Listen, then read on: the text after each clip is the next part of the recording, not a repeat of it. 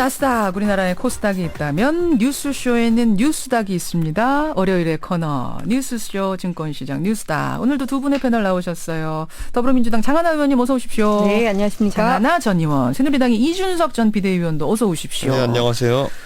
두 분은 어떻게 개 돼지는 아니시죠? 네. 우리는 인간이어야 되는데 말입니다. 그러니까요. 어떤 기준에 따라서 그게 구분되는지 모르겠지만은 1대 99라고 본인이 친절하게 그 구분을 해줬던 것 같아요. 1%에 드세요, 장하나 의원? 이거 이준석 전 의원은 든다고 생각하세요? 교육부 정책기획관은 1% 안에 드는 그런 자리인가요? 본인이 자기는 1%에 들기 노력하는 사람이다 또 이렇게 얘기했고 또 그 맥락에 보니까 누구는 노력해도 안 된다 뭐 이렇게 얘기를 해서 그 누구누구에 속하는 저 국민이 지금 분노하고 있고요. 비정규직을 당신의 자식의 일이 될 수도 있지 않느냐 했더니 그건 너무 남의 일처럼 생각된다. 그 내일이라고 하는 사람들은 그 위선이다 뭐 이런 얘기까지 나와서 말이에요. 네. 아니 보통 이제 뭐 그 자리에서 이제 기자 간담회였기 때문에 술 먹고 하는 얘기라고 하기도 하지만은 술 먹고 이런 얘기 보통 안 하거든요. 그렇죠. 네, 그렇죠. 술 먹고 다른 얘기하거나 뭐 연예인 얘기하거나 이러거든요. 취중 진담. 나라 걱정이 많으신 것 같은데 술자리에서도 이런 얘기 할 정도면은 근데 걱정의 방향이 전혀 완전 다른 틀린 방향으로 간 것 같습니다. 참 하여튼 충격적인 주말의 소식이었어요. 그건 그렇고 이분을 좀 하한가로 두 분 다 뽑고 싶으셨겠지만 정책기획관을 그분 이야기는 좀 빼죠. 우리 계속하면 열받으니까 빼고 한 주간의 상한가 하한가 누굴 뽑아오셨는지 들어보겠습니다. 먼저 상한가 이준석 전 의원. 저는 이번에 박근혜 대통령과 유승민 의원을 공동 상한가로 한번 뽑아보고 싶습니다. 박 대통령과 유승민 의원이요? 네, 새누리당 그 당선자 의원들 전부 다 그 청와대에 가서 이제 뭐 사실 회동을 했는데 좀 그 중에서 가장 돋보이는 파격이었다고 한다면 유승민 의원에 대해 가지고 박 대통령이 사실상 좀 호의적으로 대했다라는 것, 뭐 지역구 현안 같은 것도 언급하면서 했다는 것이 알겠습니다. 예상 밖이었습니다. 자, 공동으로 뽑아오셨고 장하나 전 의원은? 네, 저는 지난 6일이죠.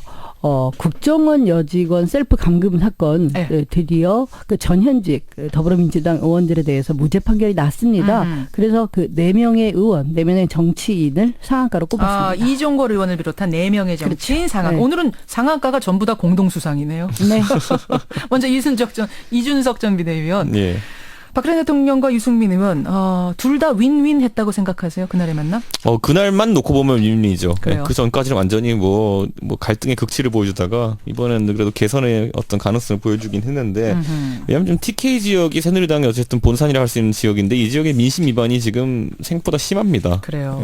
이번에 뭐 공항 논란과 있어 공항과 관련된 어떤 부지 선정과 관련해 가지고 또 뭐 성급한 의원들이 뭐 예를 들어 선물 보따리 주겠다 이랬다가 선물 보따리는커녕 지금 뭐 사드 기지만 오는 거 아니냐 뭐 이런 얘기까지 나오면서 민심 위반이 장난 아닌 상황에서 박근혜 대통령이 대구에 어쨌든 이제 가장 주목받는 현역 국회의원이 될 수밖에 없는 유승민 의원에게 유화의 제스처를 보냈다는 것 자체가 TK 지역의 민심 위반과도 관계가 없진 않습니다. 제가 봤을 때. 어떻게 보면 정치공학적으로 봤을 때 박 대통령이 굉장히 고도의 한 수를 뒀다 이렇게 보세요? 그렇죠. 지금 뭐 일각에서 원래 대선을 앞두고 사실상 가장 불행한 대통령은 정권을 재창출하지 못한 대통령이거든요. 우리 생각해 보면 노무현 대통령께서도 정권 재창출 실패한 다음에 사실상의 검찰 수사 이런 과정이 있었던 거고. 그렇죠. 그에 반면 이명박 대통령 같은 경우에는 박근혜 대통령과는 그렇게 좋은 우호적 관계는 아니었음에도 불구하고 정권 재창출을 하고 나니까 상대적으로 지금 뭐 여유로운 그 말년을 보내고 계시고. 맞습니다. 그렇기 때문에 박근혜 대통령도 현실적으로 뭐 유승민 대표와 뭐 대립 관계에 있었던 적도 있지만은 지금 시점에는 과연 이런 험난한 지금 정치 상황 속에서 어떻게 하면 정권 재창출을 할 수 있을까에 대해 가지고 서서히 고민을 하기 시작한 것이 아닌가라는 생각하게 됩니다. 그러면 박 대통령이 그냥 이 분위기를 타개해 보려고 악수를 청한 거라고 그 정도라고 생각하세요? 아니면 아예 대권 후보로까지 생각하고 있다고 보세요? 이게 뭐냐면은 사실 새누리당의 대권 후보 선출이라는 것도 나중에 보면은 당원들의 표심이 많이 작용하게 되어 있는데 당원들의 또 다수를 확보하고 있는 것이 또 대구 경북 지역입니다. 그렇기 때문에 이 지역에서 어떤 절대적 지지를 받는다는 거는 대권과도 아주 중요한데 이번에 박 대통령께서 그 단순 유승민 의원과 인사를 나눈 정도가 아니라 유승민 의원의 지역구가 대구 동을인데 거기에 대구 국제공항이 있고 거기에 K2 기지, 공군기지가 있거든요. 그렇죠. 공군기지와 관련된 현안을 언급했다는 것이 사실 의미가 있는 것이 이번에 사실 밀양으로 신공항을 배치하고 싶었던 TK 지역민들의 원래 본심은 뭐였냐면은 밀양공항이 되는 것도 첫째지만 둘째로는 대구국제공항 자체가 지금 도시 지역 발전에 지금 상당히 좀 저해 요소가 되기 때문에 예. 그것을 이전하는 것도 하나의 또 이슈였거든요. 그렇기 때문에 그런 것들 유승민 의원이 국방위원장이 사실 됐던 것도 지역구 현안과 관계가 맞아요. 있는 것이기 때문에 맞아요. 지금 시점에 박 대통령이 그걸 언급한 것은 대구 지역민들에게 던지는 의미 그리고 이것에 대해서 내가 관심을 가지고 있다는 의미와 더불어 가지고 만약 예. 이걸 해결해주게 된다면은 예. TK 지역의 민심을 다시 잡을 수 있고 또 유승민 의원과의 관계도 회복할 수 있다는 그런 여러 가지 생각이 가미된 그런 발언이었던 것 그러니까 같습니다. 박 대통령이 그러니까 진짜 어떤 대권 후보 후계자로까지 생각 그건 아니라고 보시고요. 근데 너무 이번에 지금 그런 아직 그렇게 속단하기는 어렵지만은 네, 이번에 네. 정황상 너무 그런 시그널들이 많은 것이 힘을 많이 실어줬어요. 예를 들어 전당대회를 앞두고 지금 갑자기 예. 몇 달간 얘기 없다 서청원 대표의 어떤 출마설이 나오고 있잖아요. 맞아요. 근데 서청원 대표가 굉장히 특수한 위치에 있는 분이게 뭐냐면은 뭔가요? 친박계 자장 역할을 하시는 분이기도 하지만은 예. 또 반대로 또 유승민 의원과는 또 개인적인 친분 관계가 굉장히 두텁습니다. 아 친박계 좌장이면서 유승민 의원하고는 또 친해요. 그렇죠. 그렇기 때문에 지난번 전당대회, 그러니까 김무성 대표가 당선되었던 전당대회 때만 놓고 본다 하더라도 예. 그 당시에 유승민 대표는 지금도 뭐 비박계로 분류되고 있긴 하지만은 그 당시 서청원 대표 지지를 사실상 선언했습니다. 예, 그렇기 때문에 그 당시 대구 지역 의원들이 서청원 대표에 대해 가지고 지지를 많이 표명했거든요. 예, 예. 그랬었기 때문에 서청원 대표와 유승민 원내대표 전 원내대표의 관계는 좀 특별하고 이걸 또 살펴보면 작년에 유승민 원내대표가 힘든 시기를 보낼 때 예. 많은 친박들이 유승민 때리기에 들어가고 뭐 그랬었죠. 배신자니 뭐니 이랬지만은 그럼요. 지금 찾아보시면 막 서청원 대표의 발언은 굉장히 절제되어 있었고 마지막까지 어떤 사람 몰아가는 형태의 발언을 하지 않았기 때문에 그 신뢰관계는 아직까지도 유지된다라고 볼 수 있습니다. 정리해보죠. 박근혜 대통령이 악수 청하면서 말 건네면서 UI 제스처를 확실하게 보였고 거기다 지금 서청원 의원이 당대표로 나온다 이런 얘기가 나오고 있는 여러 그렇죠. 가지 상황이 맞물리는 게 다 유승민 의원에게 유리하게 돌아간다. 그렇죠. 이게 뭔가 계획된 시그널 아니냐 이런 생각까지. 적어도 전환의 제스처는 보여지는 것이 아닌가 이런 판단합니다. 그래서 상한가 두 사람을 지목해 오셨습니다. 장하나 전 의원님. 네. 예. 저는 아무리 봐도 상한가까지는 그 와닿지가 않았어요. 그 꿈보다 해몽이 너무 좋은 게 아닌가 싶었는데 일단 그 제가 기사를 봤을 때는 그 새누리당 이번에 당선자 전원 전체 의원하고 예, 예. 회동도 했었고 악수도 전체 의원하고 한 거고 근데 기사에 보니까 둘만 유독 35초 정도 얘기를 했다. 맞아요. 근데 여기에서 화해로 읽고 대권도 읽고 너무 해몽이 앞선 게 너무 아닌가 앞서간 거 싶고요. 아니냐? 예. 여기서 또 K2 아까 군공항 이전 지역 현안을 언급한 거는 예. 박근혜 대통령이 대구 경북 지역 민심 위반 자기도 느끼죠. 그러니까 게다가 지금 신공항도 완전히 날아간 상황에서 내가 이거 관심 갖고 있다는 거는 뭐 유승민 의원하고 관련된 것보다는 대구 지역 주민들에게 대한 어떤 조금 그냥 봐줘 이런 이미지 정도로 오바해서 느껴졌는데. 해석하면 안 된다. 그러면 박근혜 대통령 상한가 자체는 찬성하세요? 저는 오히려 박근혜 대통령하고 먼저 제가 하한가로 박근혜 대통령을 잡아왔는데 잠깐만요. 거기다가 잠깐만요. 이런 제가 건 처음이네요. 요 상황을 보고 유승민 의원까지 하한가에 제가 오늘 붙였습니다. 이따 말씀드리겠습니다. 이거는 지금 처음 있는 일인데, 그러니까 네. 지금 이준석 전 비대위원이 상한가로 지명해온 분들을 뽑아온 분들을 네. 장하나 그대로 전 의원은 하한가로. 그대로 하한가로. 네네. 그럼 뭐 이따가 기다릴 거 없이 왜 하한가로 뽑아오셨어요? 들어보죠. 일단 사드 배치 아니겠습니까? 그리고 유승민 의원을 거기다 제가 그 하한가에 얹은 이유는 예. 또 이분이 국방위에 있으면서 19대 때 정말 의외예요. 저 이해가 안 되는데 사드 찬성론자세요. 안 그럴 것 같잖아요. 그러니까 유승민 의원이 아까 대권 주자 얘기를 했을 때 예. 저의 입장, 야당의 입장에서는 오히려 파괴력이 있죠. 젊은 층에게 그리고 뭐 중도, 심지어 진보적인 뭐 이런 그 성향을 가진 맞아요. 유권자들한테도 파급력이 있으니까 예. 새누리당만 그걸 몰라보는데 유승민 의원은 위협적 존재는 맞아요. 위협적 존재 그런데 맞다. 이번에 35초 악수로 예. 뭐 유승민 대선 이런 것들은 새누리당이 그 정도로 지금 그 뭐라 그럴까요? 입장을 바꿨으면 지금의 이런 그 새누리당 안에서의 이런 그 어떤 갈등이라든가 이런 것들은 보여주지 않을 것 같고요. 35초 너무 짧대요, 이준석 전 비대위원. 원래 0초였으니까요. 뭐 무제한으로 증가한 겁니다. 네. 35초 짧지 않다. 어쨌든 배신의 정치 1년 만에 이렇게 악수를 했는데 그 앙금을 유승민 의원이 어떻게 볼지 모르겠고 예. 어쨌든 저는 사드 배치 사드 찬성론자라는 점에서 유승민 의원도 하한가에 붙였고요. 예. 사실 여기다가 박근혜 대통령이 이번에 하한가의 주인공이신데 어떻게 할 겁니까? 어떻게 뒷감당을 하려고 이런 외교 참사를 불러일으키는지 모르겠습니다. 저 그 기사에 보니까 윤병세 외교부 장관이 그 발표하는 날 백화점 쇼핑했다 이것까지 또 요새 기사되고 있는데 옷이 찢어져가지고 수선하러 저 갔었대요. 이해해요. 저 이해해. 무슨 말씀? 보통 이 군사 전략적인 판단, 예. 뭐 이런 국방적 요인은 국방부에서 판단을 하겠죠. 사드 예, 예. 필요하다 말다. 그렇죠. 근데 거기에 따른 외교적 파장들은 윤병세 외교부 장관이 판단할 몫인데 예. 지금 이거는 외교적 파장이 어마어마한데도 그런 뭐 목소리, 의견이 들어갈 구멍이 하나도 없었던 거죠. 그러니까 윤병세 장관으로는 외통수에 걸린 거고 스트레스를 쇼핑으로 푼 게 아니다. 이렇게 보여지고요. 지금 중국의 환구시보에서 참. 뭐 사설 뭐 여질 때리고 있는데, 예. 그러니까 이번에 한국, 미국이 이 사드 배치 결정에 대해서 예, 그냥 예. 말로만 구두로만 비판하지 말고 고통을 줘라. 그러니까 경제 그 얘기까지 제재라든가 이런 나와요. 거 그렇죠. 하고 중국인 10명 중에 9명이 또 온라인 설문을 했더니 예. 경제 제재 찬성한다. 예. 지금 우리 그 무역 뭐 경상수지의 한 40% 그리고 중국 관광객이 전체 외국인 관광객 1,300만 명 중에 한 600만 명 또 차지합니다. 그것도 예. 근데 이것들을 어떻게 감당할 건지 사드 배치했을 때 전경련이 또 알겠습니다. 처음 반대를 했잖아요. 예, 그러니까 외교적으로 정말 이게 후폭풍이 어마어마하니까 윤병세 외교장관이 너무 스트레스를 받다가 그날 옷수선을 하러 백화점에 간 거다. 네. 이준석 전 의원. 사드 얘기로 좀 넘어왔어요. 어떻게 예. 생각하세요? 뭐 사실 근데 사드에 있어가지고 이제 야당 측이 하는 주장은 뭐냐면 결국 경제적인 그런 우려 때문에 이걸 하면 안 된다라고 하는 것에 대해 가지고 이미 그 말이 대중 외교에서 이미 경제적으로 종속되어 간다는 얘기입니다. 그런데 그렇기 때문에 그것을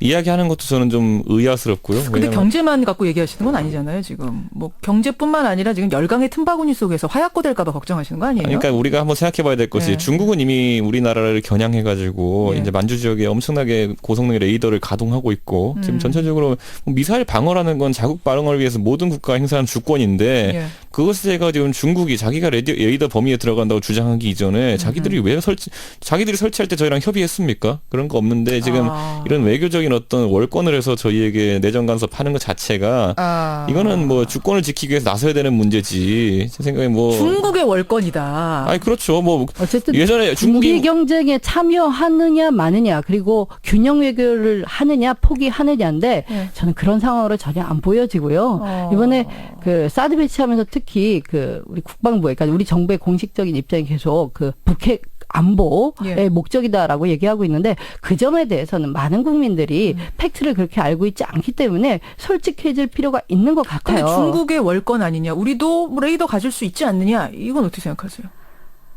중국의 월권이다. 저는 지금 그 한국의 경우에 그 북한의 안보 때문에 예. 북한에서 발사하는 미사일을 공중에서 격추시키는 그런 사드 그 체제 도입한다라고 하고 있지만 사실 이게 고고도 미사일이라서 그러니까 고도 40km 이상, 150km 이하에 날아오는 그렇죠. 미사일을 요격하는 거라서 북한이 남한을 미사일로 공격할 때 그 고도까지 올라가지 않거든요. 직구로 쓸 수 있는 걸 이렇게 허공으로 높이 쏘아올릴 필요가 없는데 즉 별로 실효도 없는 걸 실효도 가지고 없는데. 괜히 지금 잡음 만드는 거 아니냐? 네, 저는 지금 그 중국하고 말씀이세요. 미국 사이에서 예. 균형 해결을 하면 좋겠고요. 우리가 중국하고 알겠습니다. 군비 경쟁을 하고 중국하고 군사적으로 대항해서 이기겠다. 중국과 예. 싸워 이기겠다. 이거는 정말 외교적인 오판 아닙니까? 그 사드에 대해 가지고 이제 계속 이제 고고도 유격 체계라고 하는데 40km, 150km가 전대 미사일로서 높은 고도는 아니고요. 지금 탄도 미사일이라는 거, 크루즈 미사일은 직선으로 날아갑니다. 비행기처럼 날아가는 건데 탄도 미사일이라는 거는 위로 높이 쏘면은 높이 쏠수록 떨어지는 속도가 큽니다. 이 예, 물리학의 예, 기본 법칙을 따르는 건데.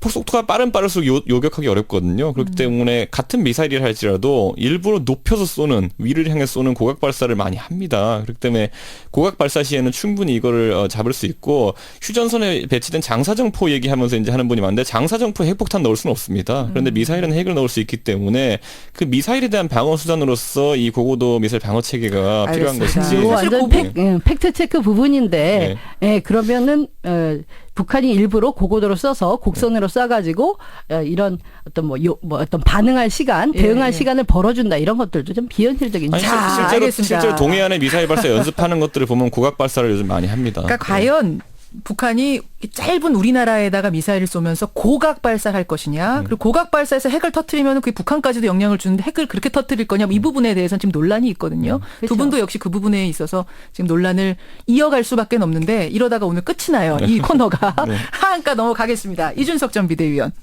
예, 저 같은 경우에는 뭐 사실 새누리당의 진실한 사람들을 꼽았습니다. 진실한 사람들? 예. 왜요? 아니 아까 TK 지역의 민심 이반과도 관계 있는 것이 지금 진실한 사람들이 회기가 시작되고 그러니까 국회 20대 국회 회기가 시작되거나 가지고 순환을 계속 겪고 있는 것이 우선 공항 문제에 관련돼 가지고 뭐 완전히 지금 대구의 민심 이반을 초래한 건 사실이고요. 왜냐하면 말들이 성급했죠. 뭐 선물 보따리 풀어놓겠다 등등 이렇게.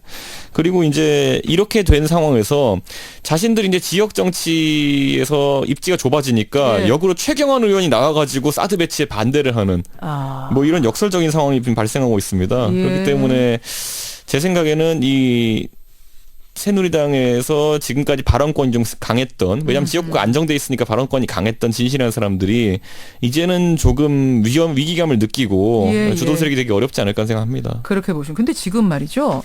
아시아투데이발 단독 기사라고 하나 나온 게 있는데 이게 지금 소개를 해도 될 정도인지 확인이 된 건지 오보일 가능성이 있는지를 잘 모르겠는데 일단 들어온 것만 그냥 보자면요.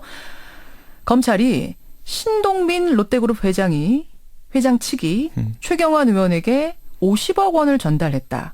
검찰 수사를 앞두고 최경환 의원에게 50억 원을 전달한 정황을 검찰이 지금 포착하고 수사에 들어갔다는 단독 기사가 나왔어요. 저도 그 기사를 방금 전에 스튜디오 들어오기 전에 봤는데 단독 이렇게 붙여놓고 이거는 제 생각에 회사의 명운을 걸고 써야 될 기사거든요. 최경환 의원이거든요. 상대가 지금. 그렇죠. 왜냐하면 이게 사실이라고 한다면은 새누리당과 정권에 엄청난 타격을 가져다주는 그런 사안이기 때문에 하지만 최근에 그 기사를 살펴보면 이제 그것을 여러 가지 최경환 의원의 행보와 이어서 설명하고 있는데 예를 들어 전당대회 불출마를 선언하는 것이 그것 때문이다 이런 식으로 좀 유추해서 쓰고 있는데 제 생각엔 개연성이 없는 얘기는 아니지만 그래도 확인을 좀 해봐야 되는 그런 사안인 것 같습니다. 지금 막 들어온 이제 단독 속보여서 제가 전해는 드립니다만 이건 더 확인이 필요하다는 거 말씀드리고 어쨌든 하한가 진실한 사람들 난처해졌다 뽑아오셨어요. 장하나 전 의원은 누구 하한가로 뽑아오셨습니까? 아까 말씀드렸고요. 전 상한가로. 네. 헷갈리네요. 상한가 누구 뽑아오셨습니까? 네, 2012년 대선 직전에 국정원 여직원 감금 혐의로 현재 그 더불어민주당의 이종걸 의원님 그리고 다 전 의원이 되셨네요. 강기정 전 의원, 김현 전 의원 그리고 지금 국민의당으로 가신 문병호 전 의원 이분들이 다 무죄 판결이 일단 1심 판결이 났고요. 그래서 이게 감금이 아니라 잠금이다. 본인이 안에서 문 걸어 잠갔고 셀프 잠금이다. 바깥 상황이 두려워서 안에서 잠갔다고 하면 그거를 감금죄 적용은 못한다. 이렇게 아주 상식적인 판결을 내렸고 또 아시다시피 그 앞에 경찰들이 있었습니다. 경찰들이 있었는데도 무서워서 못 나왔다. 그거는 자기가 숨긴 게 있었기 때문에 안에서 문 걸어 잠근 것이다. 근데 이게 너무 오래 걸렸어요. 그죠? 거의 2년 가까이 걸렸고 그래요. 이분들이 정치적으로 다들 이런 어떤 그 고통을 겪었죠. 강기정 전 의원하고 김현 전 의원은 출마조차도 못하셨고 문병호 전 의원은 21표 차로 아마 최소 재투표까지 했는데도 그렇죠. 재검표까지 했는데도 그래서 이분들의 정치 인생이 정말 롤러코스터를 타는구나. 어쨌든 그래도 이 분들에게는 상한가 줄 만한 오랜만에 판결이고요. 특히 이 중에 김현 전 의원은 대리기사 폭행, 세월호 유가족들과 함께 요것도 무죄를 받은 바가 있는데 사실 이렇게 무죄 판결 난 것들 보도가 잘 안 돼요. 정치인들이 가장 곤란한 게 최경환 전 의원도 나왔지만 50억 수수이가 어마어마 때리는데 그 나중에 결과는 그냥 별로 잘 안 달아주는 거거든요. 그래서 그런 점에서 이번에 이 사건을 통해서 지금 야권에서는 그 검찰 개혁 칼을 대대적으로 뽑아들겠다. 여기에 국민의당까지 가세를 하고 나섰는데 방금 전에 또 검찰이 최경환 전 의원 50억 수수 이렇게 뭐 포착했다 이렇게 나오고 있어서 아직 뭐 정확한 건 그렇죠. 아니고요. 한 언론의 정치권과 보도입니다만. 검찰이 이렇게 묘한 어떤 힘겨루기 수싸움들 계속 이어갈 것 같습니다. 예, 이종걸, 강기정, 문병호, 김현, 이 네. 민주통합당 전 의원, 뭐 전 현직 의원들이시네요. 이 네 분을 공동 상한가로. 여기는 동의하세요, 이준석 전 비대위원? 이분들은 뭐 제 생각에는 뭐 지금 상한가가 되기에는 이미 이 주식은 테마가 떠났습니다. 그러니까 주주들이 다 떠났습니다. 세 사람이나 이미 낙선을 한 상황이다. 네. 너무 뒤늦은 판결이 아니었나. 뭐 절치부심하고 대선 때 역할들 그러게요. 하시고 예. 예, 또 노려볼 수 있다고 보고요. 그런 의미에서 이분들에게 상한가. 예, 그렇죠. 그렇죠. 뉴스쇼 증권시장 뉴스다. 이번 주는요, 박근혜 대통령 이름이 상한가, 하한가 보도에 모두 오르는 이런 네. 진기한 일이 벌어졌고요. 그 밖에 상한가로 유승민 의원, 또 이종걸 의원을 비롯한 국정원 직원 셀프 감금 사건의 주역들, 그리고 하한가에는 진실한 사람들 이름을 예, 올려보면서 두 분의 패널과도 인사드리겠습니다. 두 분 한 주간도 개돼지처럼 사시면 안 되고요. 아유, 개돼지, 기분만, 그 듣는 순간에도 기분이 이상하네. 보니까 이게. 우리는 인간처럼 예, 예, 민주주의. 청취자분들께 참 죄송하네요. 개돼지 얘기할 그러게요. 때마다. 저도 정부가 이번에 그 정책기획관 파면할 것이냐 말 것이냐 주목해 볼 텐데 예. 파면 안 하면 정부도 비슷한 인식을 하고 있다든지 그런 인식을 옹호하는 입장 줄 거기 때문에 그래요. 빨리 결정을 하셔야 됩니다. 그러니까요. 예, 우리는 민주주의 시대에 민중답게 살아가지요. 두 분 수고하셨습니다. 예, 두 분과 인사를 나누고 있는 중에 이 최경환 의원의 보도와 관련해서는 지금 사실 CBS 보도국에서 조사한 바로는 검찰이 부인하고 있다. 예. 이 아시아투데이의 보도는 났습니다만 검찰은 부인하고 있다는 소식을 전달해 드리면서 인사드리죠. 고맙습니다. 네, 감사합니다.